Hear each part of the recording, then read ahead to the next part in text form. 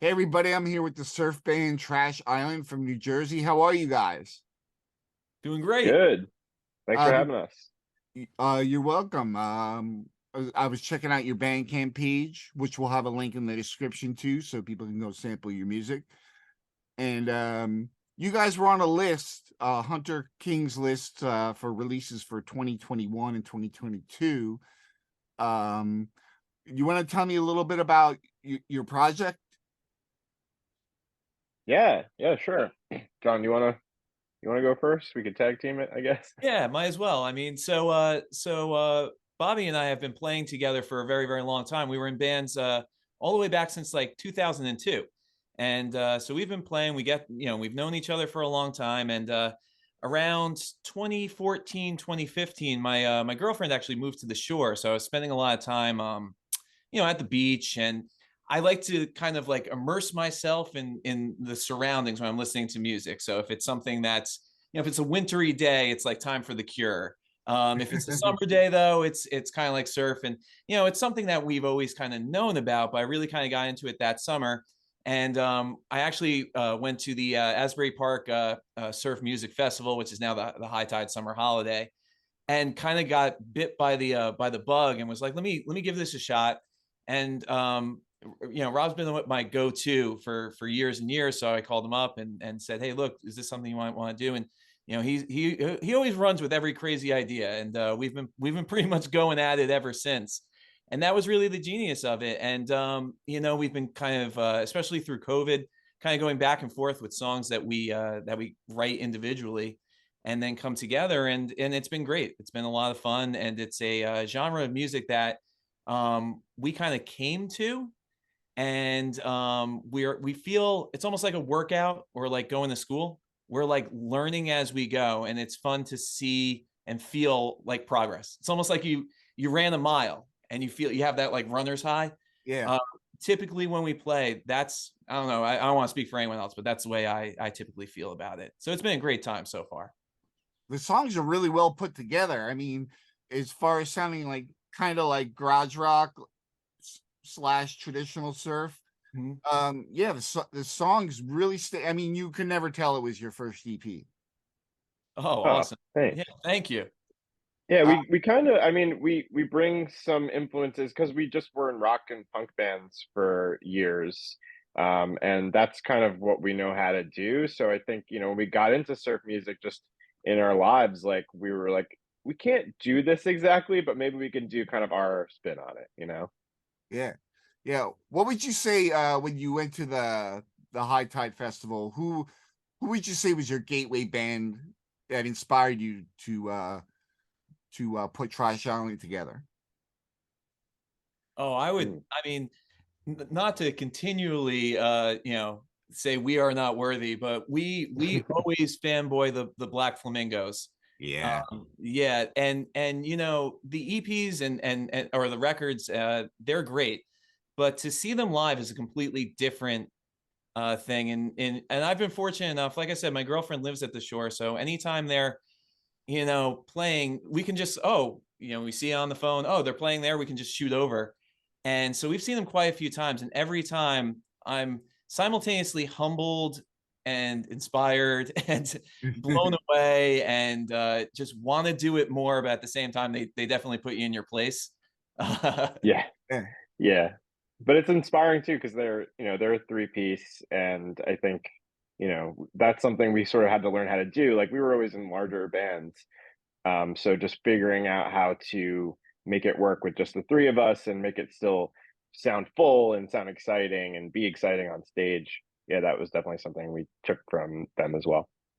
awesome, awesome. Now being in New Jersey, um, people wouldn't think that there is a surf music presence there, but High Tide is quite a force to be reckoned with in New Jersey, and they put on that huge festival every year.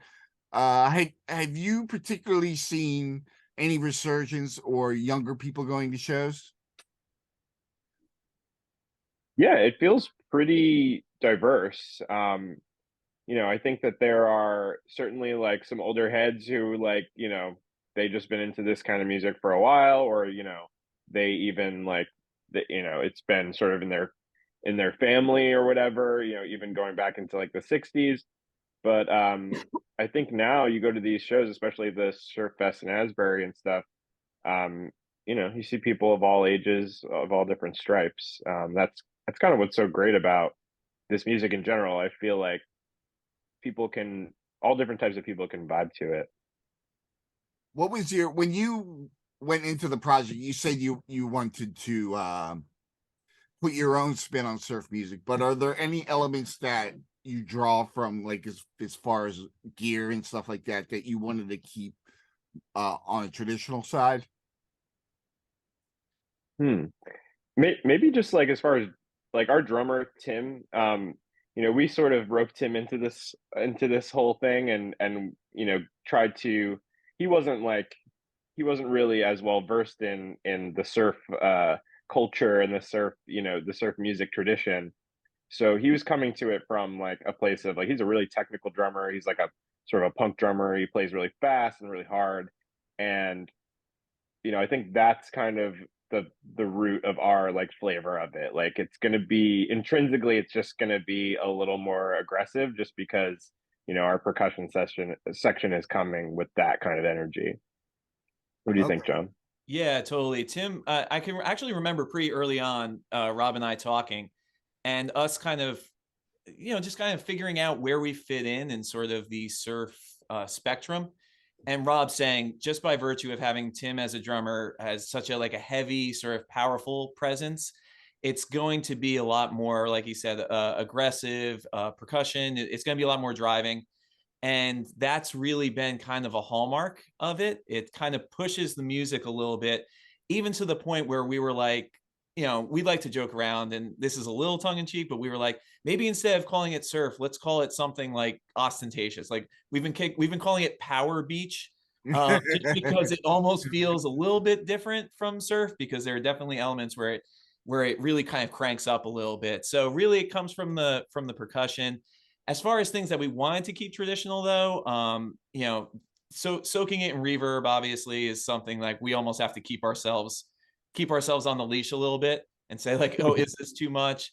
Also, too, just keeping vocals minimal, which is funny because Rob's actually an amazing vocalist, and it's funny to have an amazing vocalist in the band and being like, all right, you're not going to sing at all, other than some oohs in the background every now and again, or whistling. That's the other thing. We have Or whistles. I get to do some weird character voices sometimes when we do Yeah. things like, you know, do little skits or do little like, you know, you know, audio samples or something. I get to do that part of it, so that's fun.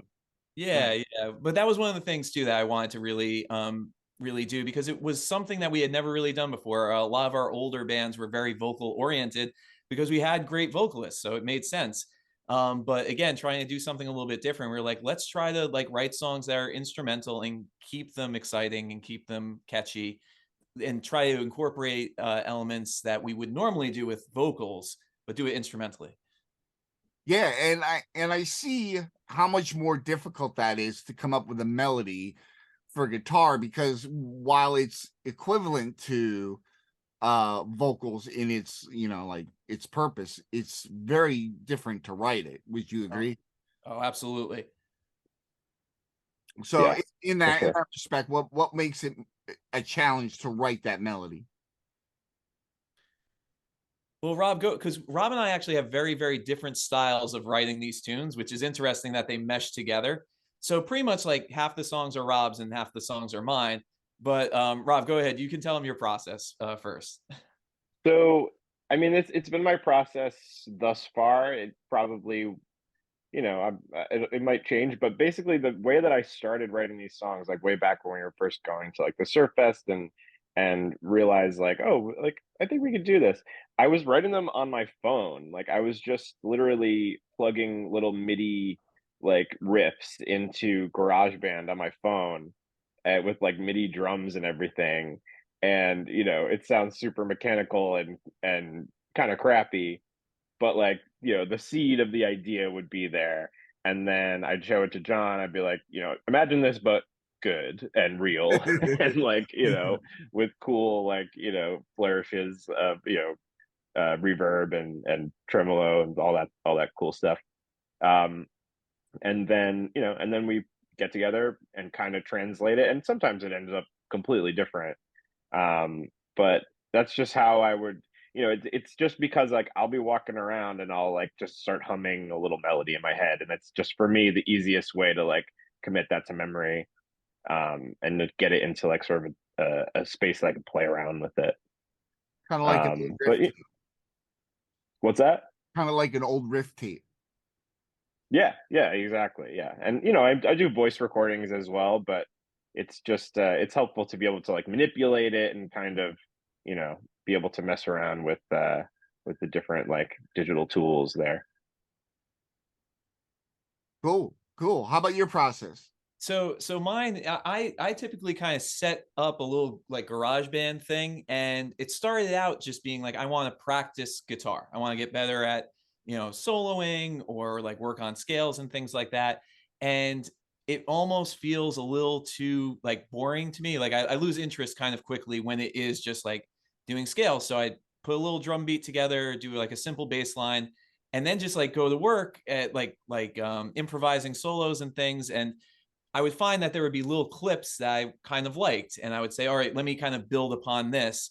And those kind of turned into the first songs. And now I kind of write them in a very, very similar way, where they almost start out as like little guitar exercises and then kind of progress from there. And I say, okay, that those like 3 or 4 seconds feels like a pretty catchy melody that I can kind of build upon.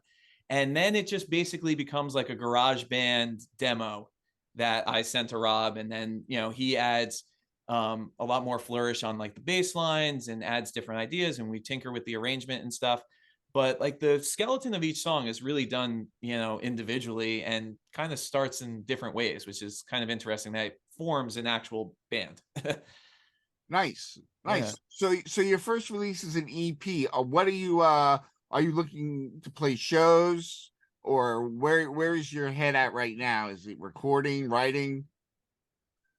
Yeah, so we started out with the first EP, Cryptids in Paradise, and it came out in the fall slash winter of 2019, which obviously in the spring of 2020 there weren't many shows that we could play to to kind of build upon that. But while COVID was going on, we wrote a whole bunch of new songs.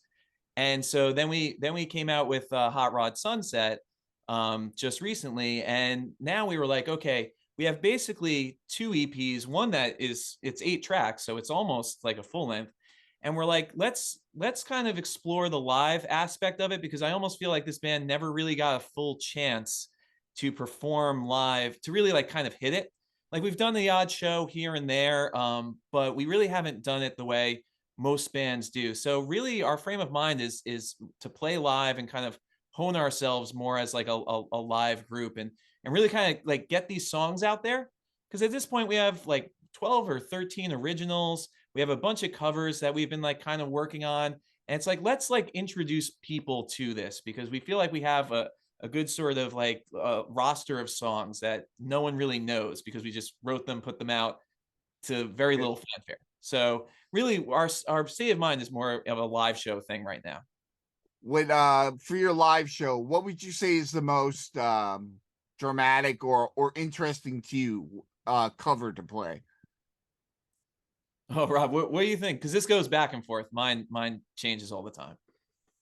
I mean, we probably Soul Bossa Nova, the Quincy Jones song that most people would know from Austin Powers. That's Oh the yeah. opening theme song for Austin Powers. And that was like kind of one of the first things we started messing around with when we were first like getting together to like play surf music. I forget how it even happened, how the idea came to us, but I was like, what if we did like a surf version of that song? Because it's everybody loves that movie. We joke around and quote that movie all the time.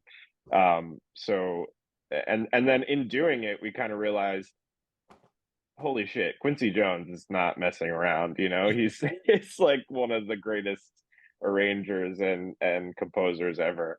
And that song is just so cool. And I think people know like just the main hook from Austin Powers, but if you really listen to the whole song, it's pretty powerful. And so translating into the surf world was very fun, and in the times we've played it live, it always gets a big reaction. Awesome. And it is like we said kind of at the top here, it does feel like a workout. And when we were trying to sort of like transcribe some of the riffs and like arrange it, we were like, oh man, did we like bite off more than we can chew? But then we got something that we were really proud of. So it was kind of a lot of hard work, and getting it to kind of function live where it was just the three of us. You know, it was a challenge, but then when we did it's very encouraging. You know, we're like, oh, we can do this. You know, this came out cool. So really that one has been kind of a propulsion song where we were like, oh yeah, we can handle this. Yeah, and also just in terms of like traditional surf covers, we're trying to fold more of those into the set, both as what John's saying, like as like sort of a workout to like really get our chops up, but also to just like have some of that flavor in there and have some homage in there. And we started playing Out of Limits by the Marquettes recently. And we've been loving that. We were practicing the other night and just like kind of like loving on it after we were playing it. We're like, this song is really badass. It's just like feels like makes you want to strut. Nice. Nice. So I want to thank you guys very much for coming on the show and having a great conversation. Like I want to tell everybody, there's Pyrex merch, a link in the description, and a link to Trash Island's EP in the description on their Bandcamp page. You could go sample their music, which is awesome, which is why you're gonna go buy it from them. And thank you so much, guys. I hope to meet you soon. Maybe see you in Philadelphia, and I'd like to shake your guys' hands. Oh, absolutely. We would love to too. And thank you really so much. I mean, this has been fantastic just to have someone sort of like connect with us, because like I said, sometimes we feel as if like we put out all this music and is it being heard, or are people like reacting to it? So when you reached out, we were super happy, and we really appreciate the opportunity to talk to you and get people hopefully listening. It's on all the streaming services, and we have the Instagram, I guess, if you want to check us out. Yep. For Yeah, the it's people, we're playing at Trash Otto. Island NJ on Instagram. Yeah, Trash Island NJ. See, Rob always remembers those things. And also Trash Island at linktree.com/Trash Island has just like everything. That'll just compile everything in one spot. And we'd love to meet up with you too, man. If we're ever in Philly, we'll shoot you a message. And if you're ever in New Jersey, just send us a message. We'd love to hang out. Totally, man. Totally, man. Thank you so much, guys. Hey, thank you, Ryan. Really appreciate it. Thanks, Ryan.